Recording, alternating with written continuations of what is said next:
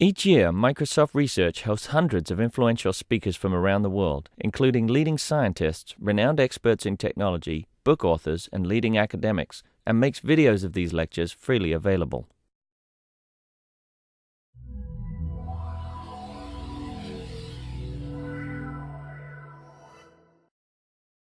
Until a few years ago, the West Coast was kind of combinatorially depleted, but Benny's move kind of single-handedly changed the center of gravity. So anyway, we're very happy to have him here as a frequent visitor, and I'll let him give his own title. Thanks. So I will talk about, it's a long title, it's non-negative K-sum, fractional covers, and probability of small deviations. So I will explain what are these things and how they connected to each other. And I want to say that this is a joint work with Alon and my student in UCLA who graduating next year, Huang. So let me start with the following toy problem. So you have numbers, x1 up to xn, with non-negative sum. So sum of these numbers greater or equal to 0. And you ask how many subsums. So you say take partial sums, so number of non-negative partial sums. Okay. So I want a minimal. So I want to ask how few non-negative partial sums you can have if you have n numbers with non-negative sum. Now, if you think a little bit, you will see that the answer is, so you can have at most 2 to the n minus 1. And the example is the following. You know, one natural thing to create few partial sums is to take, you know, big number and lots of small numbers. Let's say sum is 0, so there are n minus 1 of those. Then obviously any partial sum which is non-negative should contain this big number, so you can have at most 2 to the n minus 1. Let's say empty sum I don't count here. And the second thing is you can also see pretty easily that this is tight. And the reason why this is tight, because for every subset I of the set of indices, you have some of the xi's I belong to I, plus some of the xi's I belongs to I complement, greater or equal to 0, because this is sum of all numbers. And therefore, at least one of these sums should be non-negative. Yeah, for every... Can you add the word can in the beginning? Can Sorry? have at most? Minimum number of non-negative No, partial. one. Can. One. Where? I. I. Part. No. The One like first that. condition can. Before the word have, can you add the word can? One can.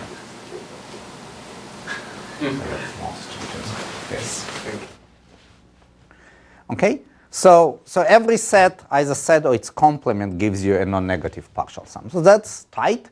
And actually, if you think about it, it's a little bit reminiscent of the basic question which people, it's a toy question which people ask early in extremal set theory.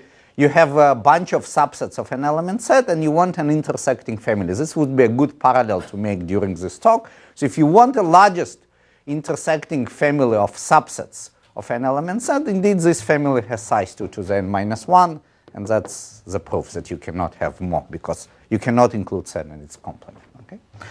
So that's a toy example. So looking on this toy example, Manickam, Miklos, and Singhi, I will not use their names, it's kind of long and with Hungarian accents, which I probably will have wrong. So about in 80s, they ask the following question. Suppose now I want to restrict sets on which I'm looking at. So I want to take partial sums which contain exactly k summands. So let me denote, but f and k, it's a minimal number of non-negative k sums from x1 up to xn with sum of xi greater or equals than 0. Okay. So suppose I now want all my sums to have size precisely, have k elements. Okay. Then note this example gives that this f and k, it's again the same game. So every sum which is non-negative should contain this big number. And therefore there are at most n minus 1 choose k minus 1. Such guys. Okay? So this gives you example so that there are n minus 1 choose k minus 1. And the conjecture which they made that f and k is actually equals n minus 1 choose k minus 1. Now here you should be a little bit, it's not correct as I stated, a little bit more careful because you need to look on the small examples where n is small. So as I said, it's a good parallel to make between this and extremal set theory. Also, there is no direct connection. So the relevant statement from extremal set theory is so-called Erdős-Corrado theorem, which exactly like here it says that if you take collection of k-element subset of an element set and you ask this collection to be intersecting, every two sets intersect, then you cannot have more than n minus 1 choose k minus 1 sets. But this is starting to work when your n is a little bit big. In case of sets, for example, if your n is at most 2k minus 1, then you can take all k-element sets because they would be intersecting. There is no space because of volume. So this starts to work when n is at least 2k. Similarly, in this problem, you can have some esoteric examples when n is small. So therefore, their conjecture was that this is holds for n, let's say, bigger than 4k. There are some small examples, but they disappear once your n becomes sufficiently large. Okay? So this is the conjecture I want to discuss, and then it will lead us to several other interesting questions, which I will mention on the way. So what is known about this conjecture? So it's known for small values of k. So k equals 2 and 3. True. This was proved by Manickam, Miklos, and Singhi themselves. It's also true if your n is really large as a function of k. Let's say k to the k. If it's bigger than exponential, like exponential and k log k. So recently, this is also Manickam, Miklos, and Singhi. So recently, this was improved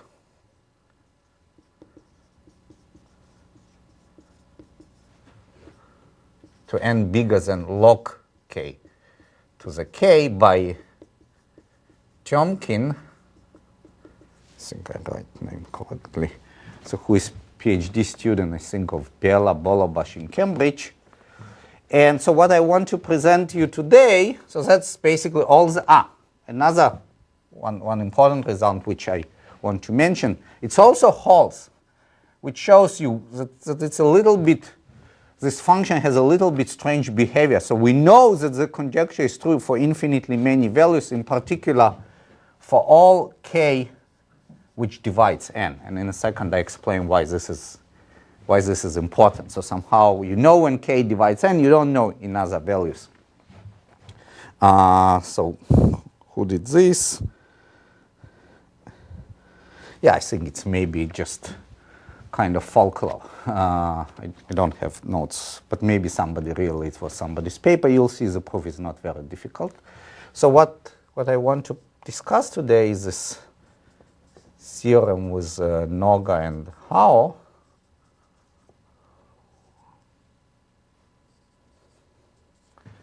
That this conjecture holds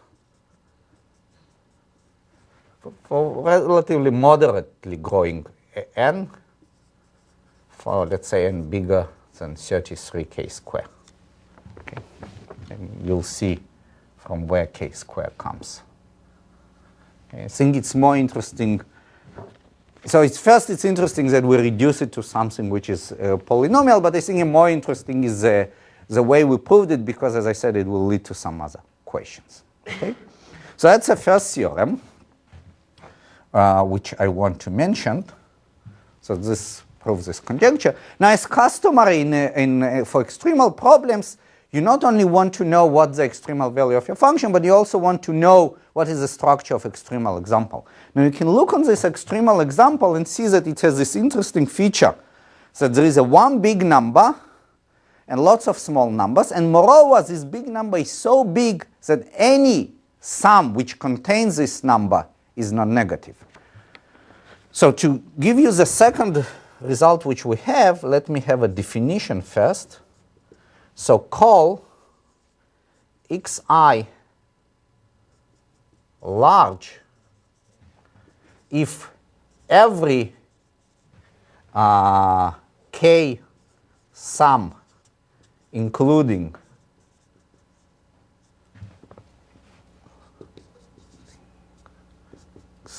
I is non-negative. Okay. So that's the example which we have. We have the example which gives you n minus 1 choose k minus 1 have large number, x1. Okay, you can always assume that the large number is the first number. So they call the number large if every k sum including this number is non-negative. Then obviously you cannot avoid having n minus 1 choose k minus 1. And it's obviously this example. So our second theorem says that if no number is large, then number of non-negative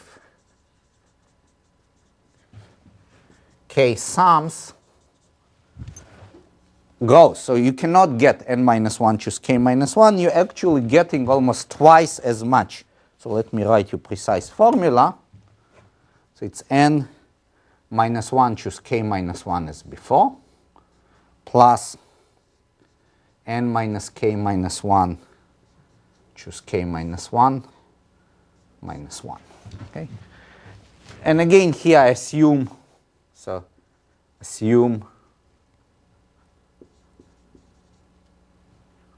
that n bigger than k squared. So I'm assuming my n is large, but not very large. Okay. So if you look about n being bigger than k squared, then this is roughly also n minus 1 choose k minus 1. So you're getting twice as much. But I purpose wrote this formula because this formula is tight. So this is an example which shows that you can have that many. So we actually not only know to show that the only extremal example look like this, there is a one large number, large in this sense, but we also know to say what would be the next configuration. Okay. Okay. I think that part 2 is true for all n at least 4k? Probably. We didn't really. So again, the example works, yeah, probably true for all n bigger than constant times k. But our proof, you'll see there are so many places which requires k squared that I don't think we would be able to do anything about it. Okay, so let me say a few words about proofs and why it leads to fractional covers and why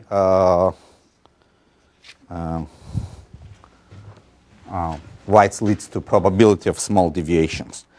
Okay, so one lemma which I said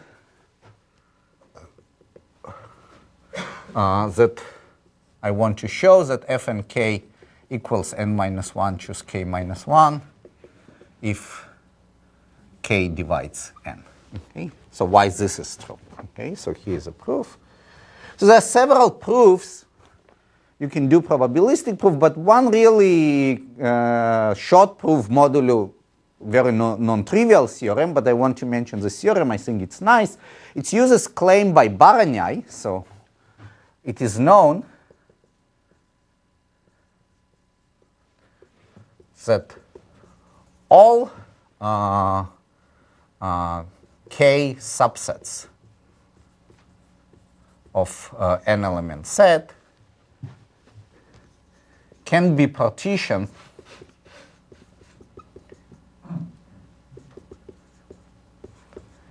into n minus 1, choose k minus 1 families, which are matchings. So what I mean by this, so families I, j, where I runs from 1 up to n over k, j runs from 1 up to n minus 1, choose k minus 1. Yes. All ij are of size k, and ij and I prime j are disjoint. Okay? So that's why you need n to be divisible by k. You want that n over k sets which cover all the vertices. So you can take all the universe of your k element subsets of n element sets. This would be my indices. And I can split them into the matching. Matching is a collection of disjoint sets, each of size n over k, and I can split it into disjoint matching, which uses all k element subsets. That's pretty non-trivial theorem, even in case k equals 2 for complete graph. So take a complete graph on 2n vertices, shows that its edges can be split into disjoint matchings of size n. It requires some proof. But when you go to hypergraphs, it's really not easy. There is a very beautiful proof by Baranyai, which uses Max-Floor-Minkatz theorem. But that's the theorem. And now, of course, how you get the result? You get the result because sum of xi's, all the elements from 1 up to n, which is non-negative, it's actually equal sum of xi's where I belongs to, I don't know, k, l, sum over k for any fixed L. Take one matching and note that this sum is just splits to disjoint sums of n over k sums, and since some of these numbers in non-negative, at least one of these guys. The k is not the index. You're summing from K runs from 1 up to n over k. K is index. Yes, so this is a matching. we don't like this. Ah, yes. T. This is right. Yeah.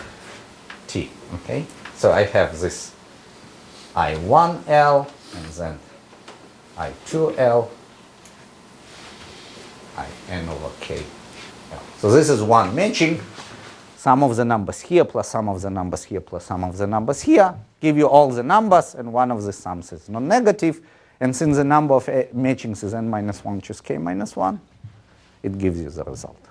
But you can prove it without using Baranyai theorem. Okay? Because you don't really need a matching, right? I mean, you can just take a, like, why can't you just take the partition and take a random permutation of the elements? So if I don't want to use a Baranyai, I can take some random ordering of the element and just split it into k sets and do double counting. That's true. That's true. But it's important in order to get the right numbers that n is divisible by k, that you're really getting. Okay. Now, why I wanted to say it in these words, because it's kind of will give you connection to this fractional chaos, so it at least indicates you that it might be useful to look on the language of from the theory of hypergraphs, because what this statement basically said, what you're using here, using the following thing: if you take all k tuples, which actually do give you negative sum, then these k tuples cannot contain a perfect matching. There is no perfect matching among the k tuples which do give you negative sum. Just that's the only simple observation which we use, plus the Baranyai theorem. Yeah, you cannot have sets, disjoint sets, which cover all the ground set and give you negative sums, because then the sum of the whole numbers are negative. Okay. So what would be our attempt to attack this conjecture?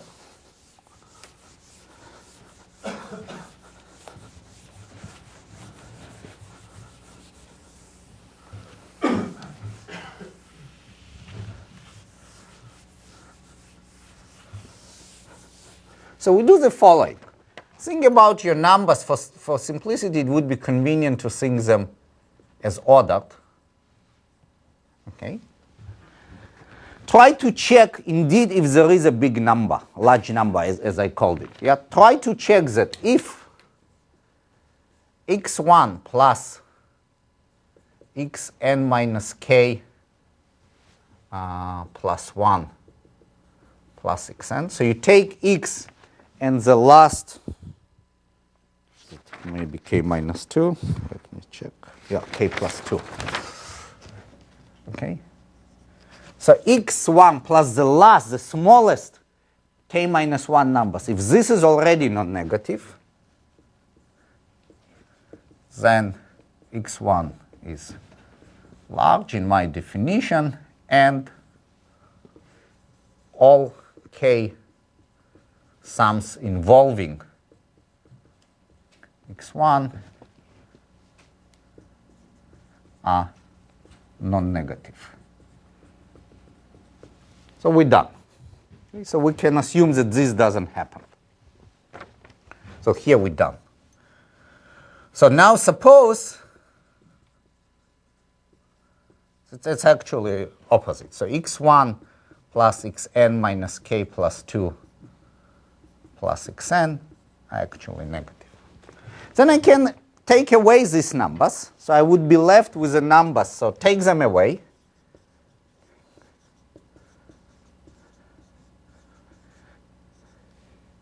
And look on the numbers x2 up to xn minus k minus 1, up to the remaining n minus k number, plus 1. Yes. Okay. Now I know that if my n is divisible by k, I have many non-negative k sums. This is the example. So maybe if this number, so there are n minus k numbers here. If this number is not divisible by k, throw away again maybe k, the lowest numbers, and the rest would be, you will get the n. So here you can find at least n minus 2k numbers such that there are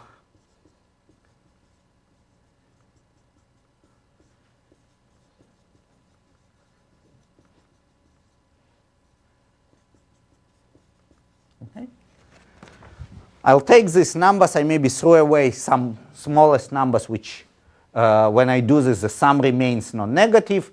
And because I will get the number of numbers here divisible by k, I can use this lemma. The number of numbers which I have is at least n minus 2k, so I'll get this bound. So what now would be the idea? The idea would be, I have this x1, it's a big number. So probably there are lots of sums of size k which contains x1, which are also non-negative. I can put them back. And my idea would be indeed to show you that there are many. So goal to okay, so before I'll tell you the goal, let me just give you a rough estimate by how much we're off. So let me just multiply by 2 with x1. Sorry? You multiply by 2, adding x1 or not? No, these are k sums. K sums. These are k sums. What you probably can replace x1 by x2. I mean n minus 2k plus 1 there, because you know that n itself is not divisible by k. Yes. So to get to a divisible number, you would have to... Plus 1. I don't care, but I somehow losing. So indeed, so here I can have n minus 2k plus 1, but I don't care. But it's not that every k sum here.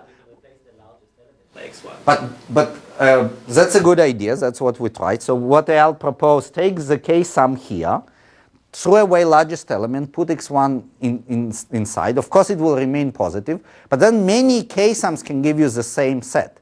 Because, they can be the set x5 plus some guys positive, and x7 plus this guy is positive. If I substitute x5 and x7 with x1, it would be the same number. I will not be able to control overcounting. So that's a bit problem here. But just to give you the idea by how much we below what we want, so this roughly, instead of n to the power k minus 1, it's n to the n minus 2k to the power k minus 1. So this is roughly something like 1 minus constant k square divided by n times n minus 1 choose k minus 1. Okay? Because you have ratio n minus 2k divided by n to the power k. And actually the c is small, it's 2. So, but I will not really be bothered to show you 33k squared. So just remember that if your n is much, much bigger than k squared, so I'm trying to put back that many k tuples. So n minus 1 choose k minus 1 I already have, so I'm trying to put back this many. Okay? So the goal is to show there are many k sums, non-negative.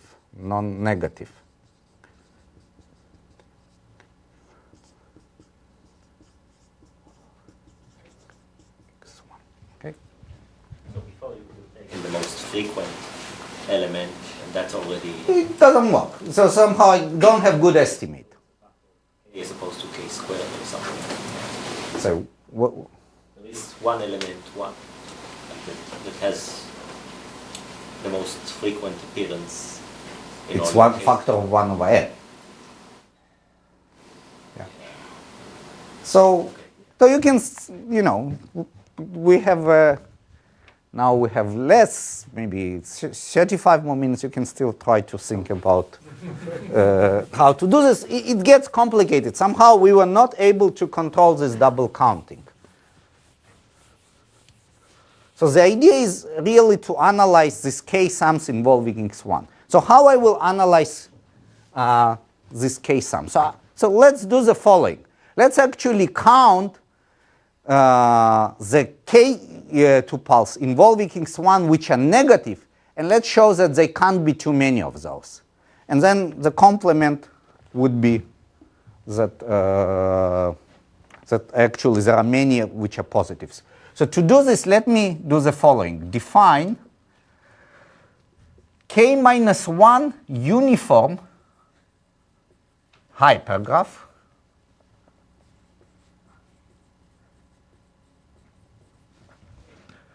on the ground set from 2 up to n. Yes. So I of size k minus 1 is an edge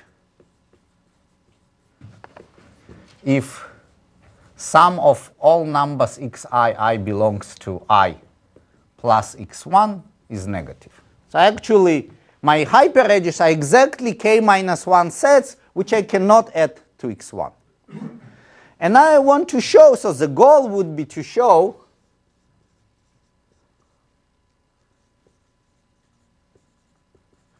that the number of edges in this H, instead of being, so it has n minus 1 vertices and edges are of size k minus 1, instead of having n minus 1 choose k minus 1 edges, I will show you 1 minus some constant delta. Okay? So what this will imply? So this will imply that if this will imply that there are delta times n minus 1 choose k minus 1 non-negative k sums involving x1.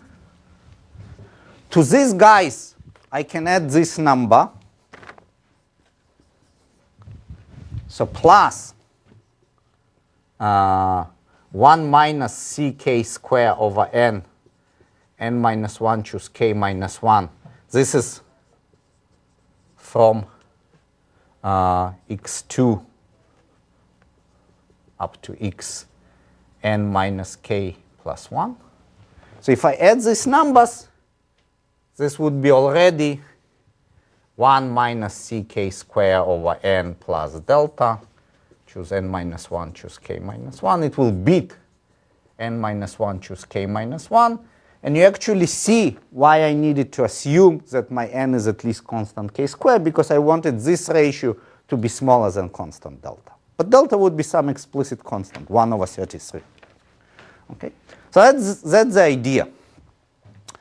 Now, how am I going to deal with this hypergraph? So again, from now on, the main question would be to deal with this hypergraph H. So H is all sets of size k minus 1, sets of indices of size k minus 1 from 2 up to n, which together with x1 give you a negative sum. So here how we get to matchings. Actually, the idea of matchings is pretty useful here. So let me remind you definition. Nu of H, so given a hypergraph H, nu of H is a size of maximal matching. So what is the matching? It's a set of disjoint edges. Yes?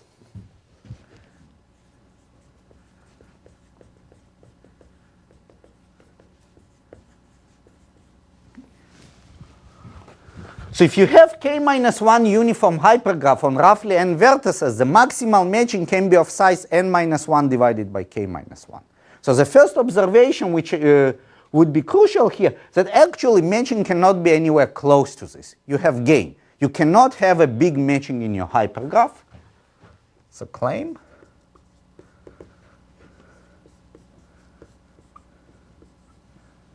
Okay.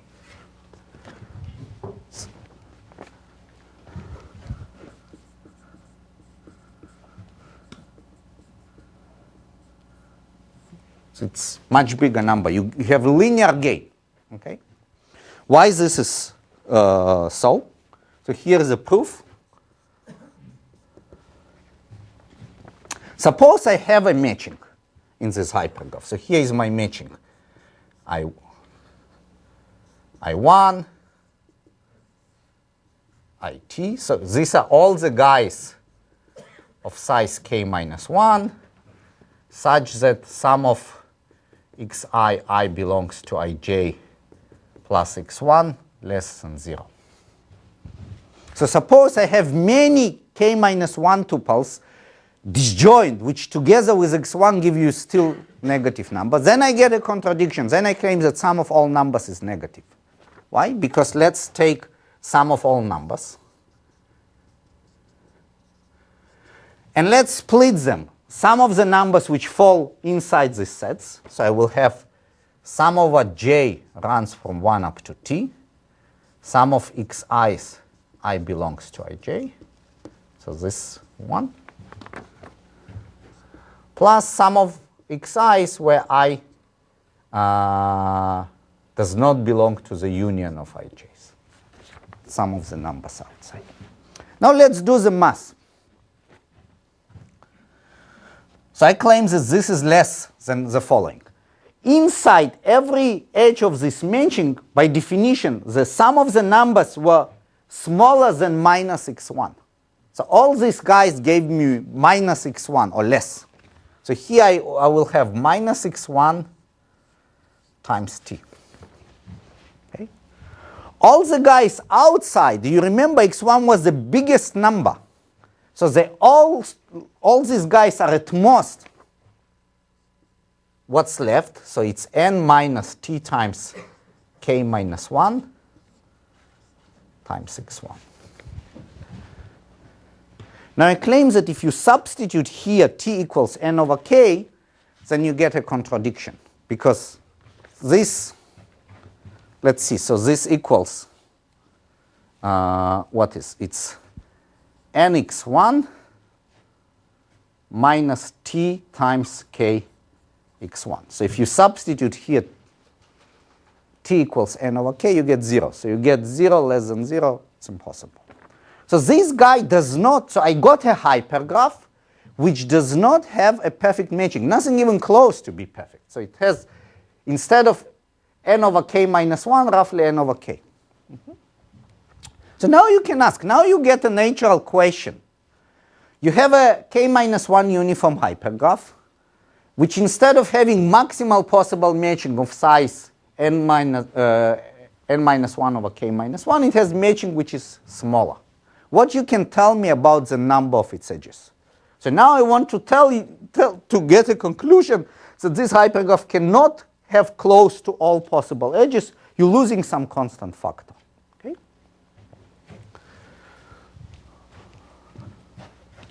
So let's leave this go.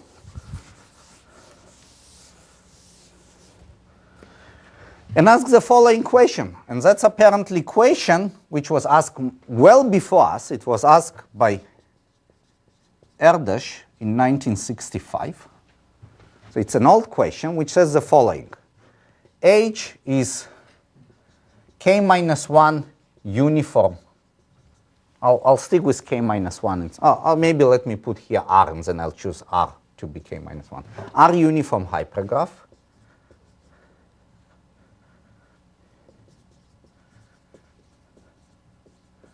on n vertices with no matching of size t. I really put t as the size of the matching. What you can say about the number of edges? So I forbid you to have t disjoint edges. How many edges you can have? And so what Erdős observes, there are two very simple competing configurations, which if you think for a second, you can easily come up with this configuration. So what would be one configuration? One configuration, you take a clique, you take a complete R uniform hypergraph, but on so many vertices that just there is no space to put there t disjoint edges. Okay, so what would be this clique? So you take t times r minus 1 vertices, so there is no space to put here t disjoint edges, and you take all r tuples from this set. That's a one construction, just a clique.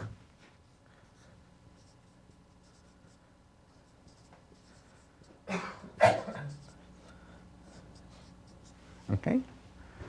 Now, an obvious other construction, take a hypergraph which has a heating set of size t minus 1.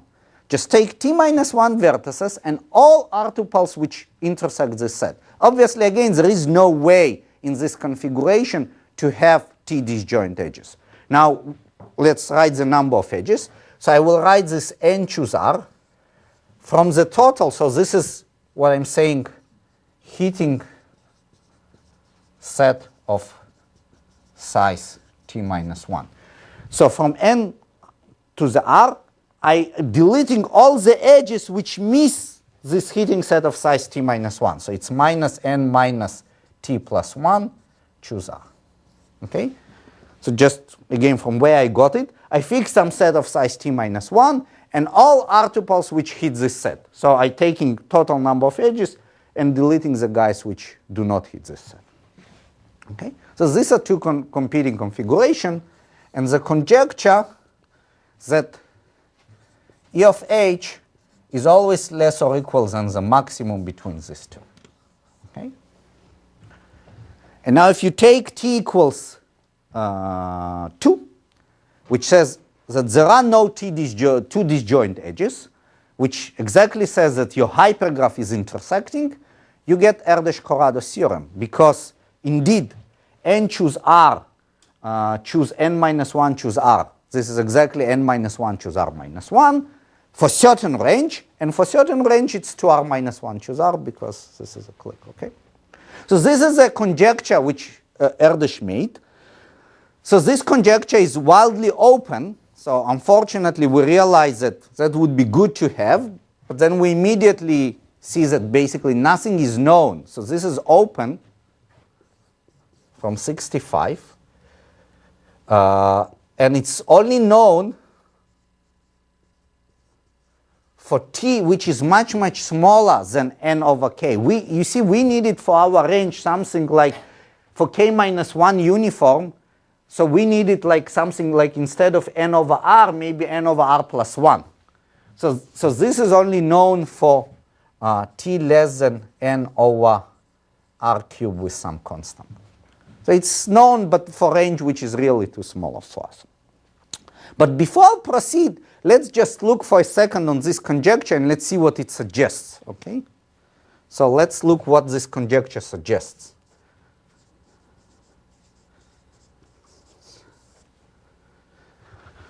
So what is my setting? My setting is that my R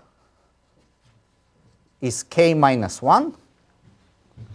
So I have k minus 1 uniform hypergraph, and my T, the size of the matching, is approximately n over R plus 1. Let's forget about that. Actually, my number of edges is n minus 1 instead of n. That would not be relevant. So you take this thing and you just substitute here T equals n over k, and R equals nk minus 1. So let's see what this gives. This gives you n choose k minus 1 minus n minus n over k plus 1 choose k minus 1. So if you look between these two numbers, so this is 1 minus, so you remember, this gives you the factor of 1 minus 1 over k, roughly to the power k minus 1, and choose k minus 1. Okay? So that's the maximal number of edges you can have. And the important thing to notice that this is 1 over e. So at least if the conjecture would have been true, it would suggest that indeed, if you take a k minus 1 uniform hypergraph, which does not have matching of size n over k, then the maximal number of edges in such hypergraph is 1 minus 1 over e, this is my delta, times n choose k minus 1. N minus 1 or n, it's not important. Okay? Good. So, but that's a conjecture. So what we can do? So what we can do, we can do the following thing. So there are two observations to make. First of all, we don't need to get this conjecture precisely. So we want to have something like that, but we can have here some smaller number. We don't need 1 over e. And the second important observation, we actually don't need to do this in integer version. We can do in so-called fractional version this conjecture. So let me give you the definitions.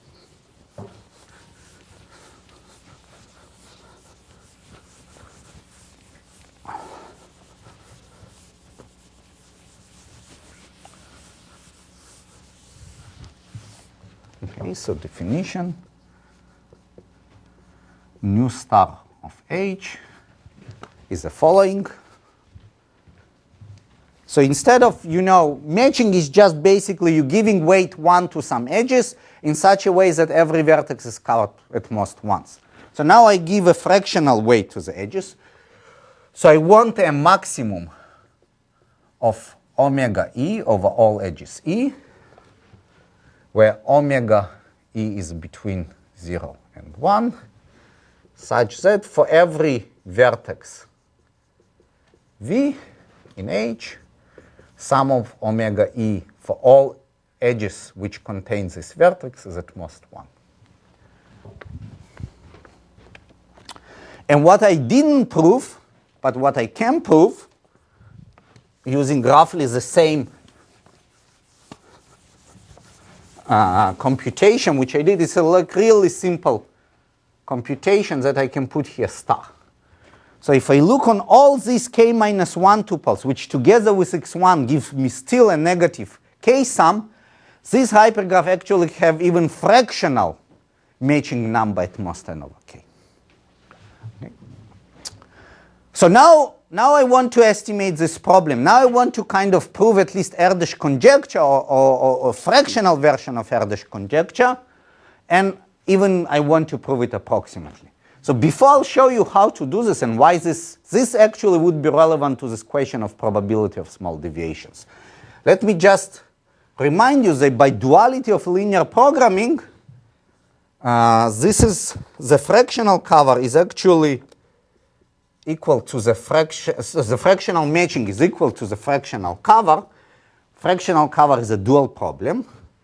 It's a minimal sum of, let's say, what would be g of v over all vertices of H. Again, the weight of the vertex is between 0 and 1. So I actually trying to hit all the edges with a minimal number of vertices, but now vertices I can split their weights. So I take the minimum of a sum of the weights of all vertices. The weight is fractional between 0 and 1, such that for every edge, E, sum of the weights of the vertices of inside this edge is at least 1. Yeah? So I want to hit every edge. And these are two things equal. And now we are in this final step, which I want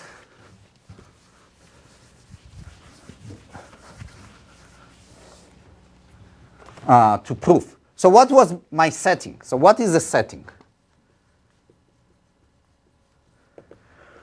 So H is R uniform hypergraph. So you remember my R was k minus 1. Has n vertices. Okay. Now the fractional matching, instead of as big as n over r, which is a maximal possible, was at most n over r plus 1, because it was n over k. Yes?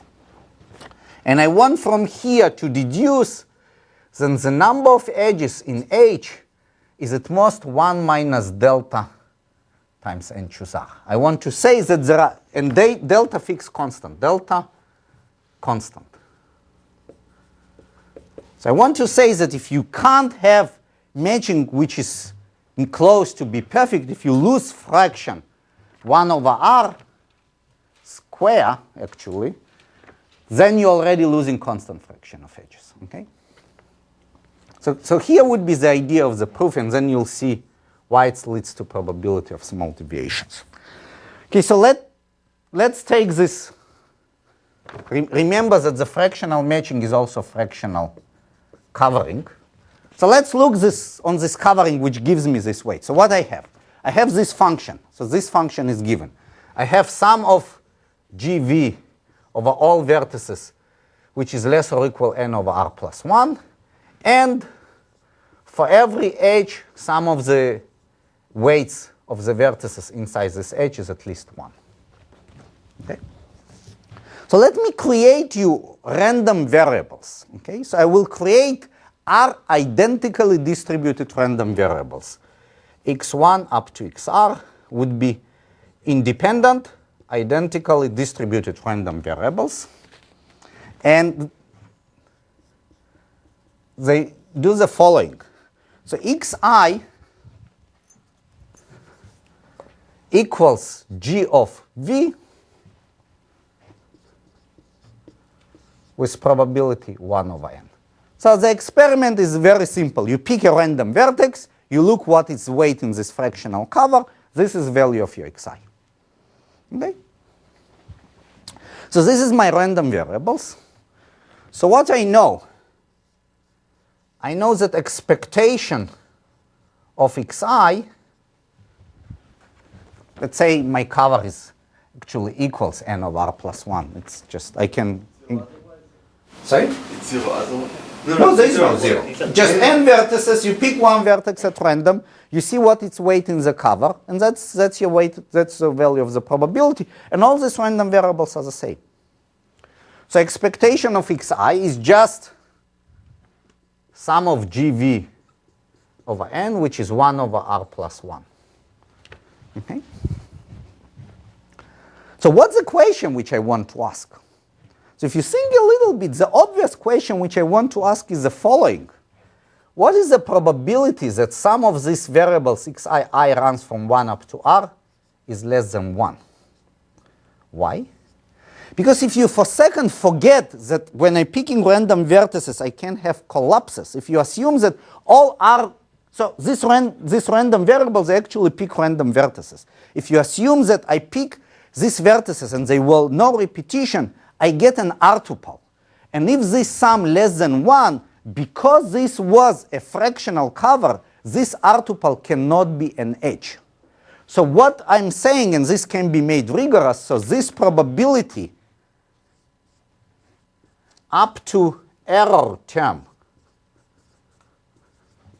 of r choose 2 over n, because of collapse of the vertices, gives fraction of R tuples which are not edges of H, which is exactly my delta I'm interested in. Okay, it's exactly equality. So inequality in right direction. So this probability minus R choose 2 over n. Why R choose 2 over n? Because there are R choose 2 pairs. You know, R choose 2 pairs of random vertices which can return you the same vertex, and probability of this is 1 over n. So this by union bound, this is my error term. So up to this error term, I got a distinct R tuple, and then it's really, if the sum is less than 1, then it's non-H. That's what I'm counting. So this probability, what I'm interested in. So if I can show you that, and again, you see this is again the place where I need that my n is bigger than k squared. I want this number to be small, because I'll show you that this probability is, I don't know, 1 over 13 or something. So now I have this question. I have IID random variables whose expectation is 1 over r plus 1. There are r of them. So the sum of the expectation is a constant but less than 1. And I'm asking what the probability that this sum is less than 1. And I want to show you that this probability is constant. So if I show you that this is constant, I'm done. Now when we got here, you know, you talk. At most some constant less than 1. Yeah. When we got here, we start thinking if we know anything about this question. It looks like a question which should be should interested people in probability, and then, you know, very fast we realize that actually we know this question. It's interested people in probability, but they could say very little about it, because, you know, you don't assume anything about your random variables. You don't assume that exists a second moment. You don't assume variance. So apparently this question was floating around, and it was, I think, proposed by Uri Feige, who had also application for this question for some computer science problem. And luckily for us, he could prove some estimate, and now it will lead to some interesting parts, so I will tell you more about this. But he could estimate this probability. So what question which Uri asked? So he said, so just to be precise in his setting, the question of Feige, I have time, yeah. So you have these random variables, let me call it y1 up to ym, and then we'll reduce it. So the expectation of each yi is at most 1. There are m of them. And that's the only thing. Okay, so yi are non-negative and independent. He even doesn't assume that they are IID, so somehow we cannot use it. And then he asked, what is the probability that some of the yi's less or equal than m plus delta? Okay. So if you think about it, for us, so my yi's here would be r plus 1 times xi. Yes. Yes. And then my delta would be 1 in this setting. Because if you take yi r plus 1 times xi, so you multiply this on r plus y, then your expectation is r. So the m is r. Yes, the m is r. And then here you will have r plus 1 instead of r. So your delta is 1. So this is this setting with delta is 1. And what he proved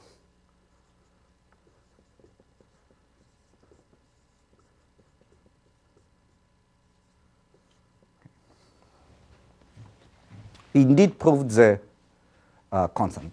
Now let me say, which of course we can substitute there and then finish the proof. Let me say a few words because I think this is interesting. So first of all, why this is a natural minimum function?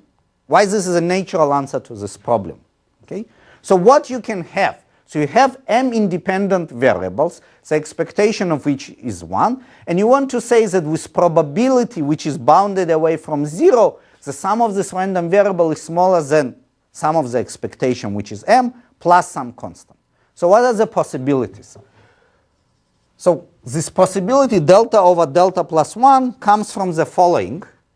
You take x1 to be 1 plus delta with probability 1 divided by 1 plus delta. Sorry, not x1, y1. And then y2 and ym all to be 1. That's a very valid choice of random variables. Then let's put here strict inequality, just exactly like in my case. Then the only way that you go up to m plus delta if your yi is 1 plus delta. So this happens with probability 1 divided by 1 plus delta. So the probability that it doesn't happen is exactly delta divided by delta plus 1. So that's a one setting. So another setting is all yi, they are the same, and they all equal m plus delta with probability 1 divided by m plus delta. Okay? Then again, the only way not to have m plus delta is to have them all and 0 otherwise, okay? 0 otherwise. Okay. Then here, the only way to have them not to be m plus delta is just to have them all 0, and then it's 1 divided by m plus delta to the power m, which is 1 over e. Which, if you remember this Erdős conjecture, which we're supposed to get based on Erdős conjecture, and it actually should be like that because this thing, if I would know it, would apply fractional version of Erdős conjecture in appropriate range. Okay? So, and indeed, Uri conjectured, and our range is this range because our delta is big. Our delta is 1, so this is half. So Uri conjectures that you can get here 1 over e, but could prove only constant, which is again good for us. Okay? Now, still 5 more minutes of your time. Actually, this is not the end of the story. Okay? Apparently, when we start looking on this, because this problem has many other applications which I don't have time to mention. So this fractional Erdős conjecture, if I would knew it, I could solve. There are some other long-standing open problem in extremal combinatoric. For example, one question which people ask, you know, I give you a graph, or more precisely for graphs, things are known, but I give you a hypergraph, let's say 3 uniform hypergraph, with certain minimal degree. Degree now you can think about how many edges containing a given vertex, or there is a co-degree version. You can think how many edges contain a given pair. There are 2 versions for this problem, both are valid. But you give me a hypergraph with certain minimum degree, and you ask, what value of this degree guarantees that your hypergraph has a perfect matching? People study this question for graphs, they know the answer. For hypergraphs, it's an open problem. There is a conjecture. What should be the value of this degree? And of course, not necessarily for 3 uniform. I can ask this question for R uniform hypergraph, and there is a conjecture. And if I would use the fractional version of Erdős conjecture, I can solve this problem. So there is a reduction which immediately allows me to solve this problem. So this conjecture is very interesting. So we start looking at it. We could get some further results, which I have no time to mention here. But on the way, we actually discovered, and that's I want to finish with my talk, that well before Uri, like many times it happens in mathematics, so the good problems, people think about them. So well before Uri, there was a statistician, he is retired now in Purdue, whose name was Samuels, who for his own reason got interested in this question. And he actually have a very precise, very nice conjecture, which says a much more general statement, which of course, for which the Uri's claim or Uri's conjecture is a special case. And let me just put this conjecture. So what Samuels ask is the following, and this is 60s. So you have some numbers, mu1 less or equal mu2, less or equal, let's say, less or equal mu l.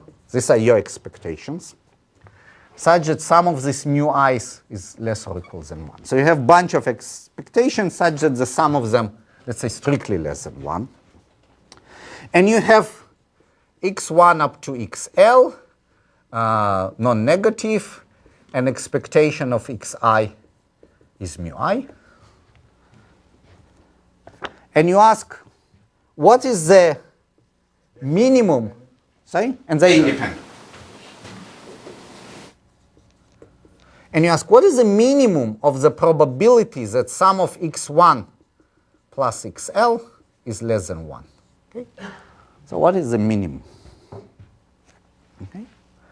And here's the answer. He says, I will write you a bunch of polynomials. I in a second tell you these polynomials. They're very intuitive, very similar to Uri's question. So I will write you a bunch of polynomials, and this is the minimum over t. These polynomials will depend on the parameter t. In a second I will tell you what this t is. Of these polynomials from these numbers mu1 up to mu l. Okay. So what is these polynomials?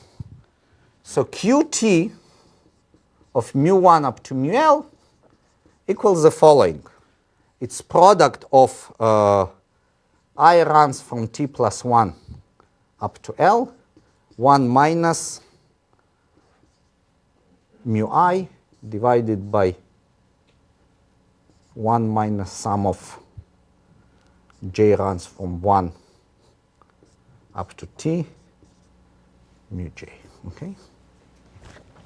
Now if you think for a second from where this creature came, and you already remembered what I told you for this question, then you will understand what is qt. Qt is obtained as follows. So you take your x1 to be mu1, and so on, xt to be mu t, just constant random variables. And then for every j bigger than t, you take your xj to be exactly what will complement these numbers to 1. So you will take it 1 to be minus sum of mu, let me call this L and not J, P. R.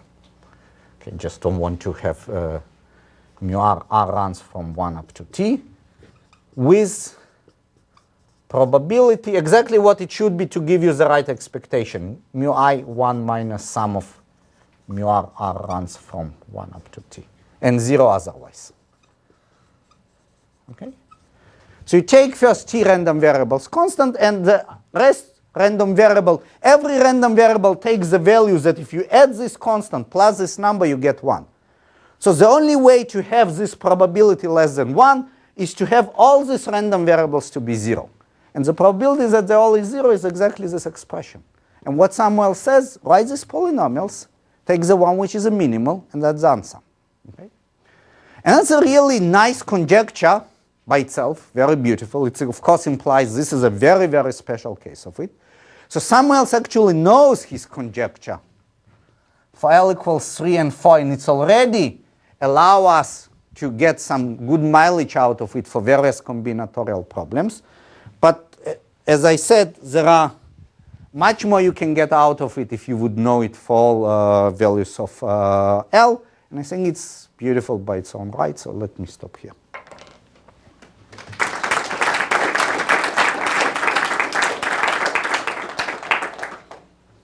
Comments or questions? You make one first one about Uri's conjecture that when we first raised the question, first Benji wise, I also first pointed to him that the y's, you can immediately restrict to take y's taking two values. Mm-hmm. So then the question really becomes one in linear programming rather than probability. True. I don't know, but maybe you can do it some other way around. All the probabilistic machinery. I agree. So far it looks like it's more like a calculus of variations. Yeah? Like if you take his proof of Samuels for 3 and 4, it's some complicated expressions which you need to minimize, but maybe there is, I don't know, some other transformation to these random variables which you can get, which leads you to something nicer. Just take two values. But you see, the thing is that when you do the proof that they take two values, for example, even if I start with the guys which are IID, you destroy this immediately by this transformation. Now maybe you can do a different transformation and prove this for IID random variables, which is already would be good for my applications. Probably they were definitely not IITs. Yes. Any other questions, comments? No? Thanks, Benny, again.